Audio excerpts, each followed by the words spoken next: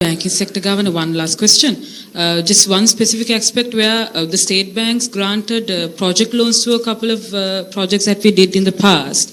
And with the sovereign guarantee, if I'm not mistaken, Treasury has given the assurance. At a time like that, given the current situation, given the fact that we can't repay those loans, have we calculated the impact it will have on the already declining banking industry?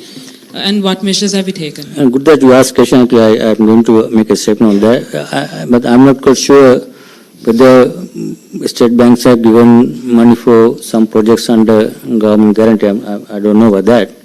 But only thing, what I can say is that obviously if you look at the banking sector, current Sri Lankan banking sector, all the banks are very stable in terms of capital adequacy. All these things are, we don't see any question.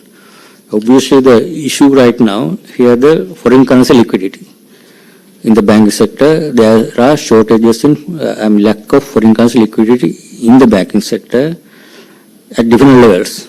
So state banks are facing higher liquidity shortages, and private banks are also facing a liquidity shortage for a forex liquidity to a certain extent. So that is different from rupee liquidity. That's why I want to give the assurance.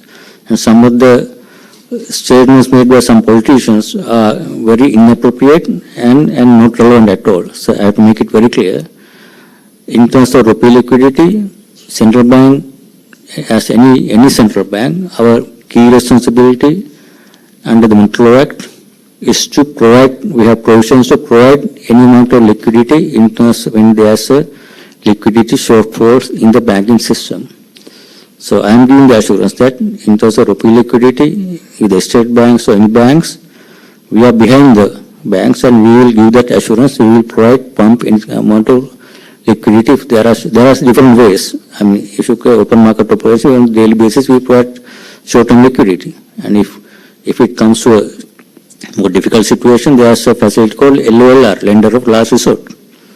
All the central banks around the world giving that facility in the banking system. So we have that facility and we can provide that facility. There is no issue with the in terms of rupee liquidity. Obviously, forex liquidity issue is an overall situation in the country.